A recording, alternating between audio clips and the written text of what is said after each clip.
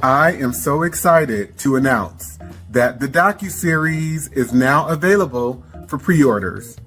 Go to DanteKing.com or to DiagnosingWhitenessAndAntiblackness.com to check it out. Go and subscribe. Get your popcorn ready for December 7th.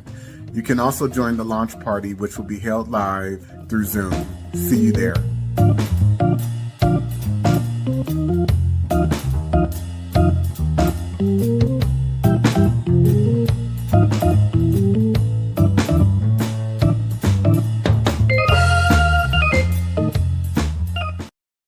The book surprised you the most? A whole book. The whole book. Because I thought that I knew a lot until I read that book and realized I didn't know anything. There was a lot to learn and a lot to still be discovered. I'm still processing it. I can see things now that I didn't see before. And it's all because of the book. I love that. Jules? So much of the book really opened my eyes to things. The Casual Killing Act, the legality of rape. And then one of the other parts was the housing covenants and the covenants that were allowed. And growing up in the Bay Area, St. Francis Wood, for instance, is a highly coveted place to want to live or want to strive to, right? I was a child and I'd passed through St. Francis Woods and it was something that you feel could have been attainable. And then as you read Dante's book, you realize it's attainable for white people. It's not attainable for me. It's not attainable for you. Not in the way that you think you would be able to attain certain places and spaces. You are written out of that legally. Right. And Alicia? What really stands out to me is the 1850 Fugitive Slave Act, which describes so much of how white people operate in terms of that act deputizing all white Americans to serve as white racial police against African Americans, whether they're freed or enslaved, and getting incentivized by bounties, by slave auctions to surveil and police and criminalize Black people, and how that persists today, the obsession with it.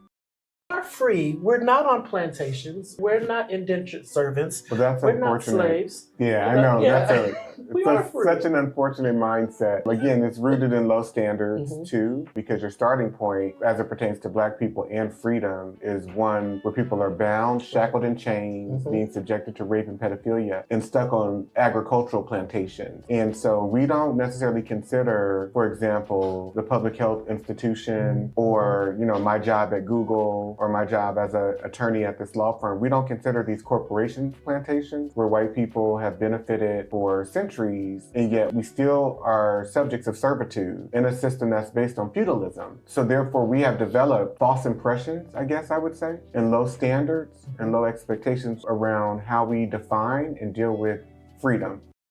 The hardest about chapter 3, and what are some key pieces that stood out for you that you would want people to know about or be prepared for? The different laws and the cases and the way that the system has been set up to not protect Black women and Black boys too, and Black men as well, particularly Black women, just for us to be seen, as you said this earlier, just the vessel to give birth and then go back to work. So that shows up in how our birthing outcomes are. It shows up in how we connect with our partners, because there's this constant reinforcement of that you don't matter and you're not valued. And I think you highlight that very clearly, the lack of protection for Black women in chapter 3. I also remember in one of your courses, you asked the class, would they want to be Black women? Everyone said no, right? And that just shows me even more how reinforced it is that being a Black woman, you're at a constant state of lack of protection and also aggression as well. Yeah, and let me be very clear too, because that question was out of the spectrum of all of the identities that I presented as multiple choice answers.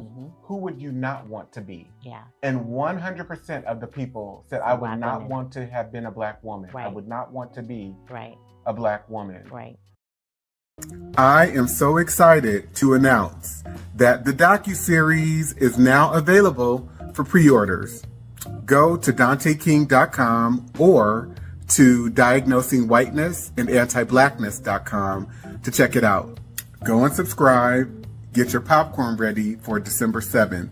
You can also join the launch party, which will be held live through Zoom. See you there.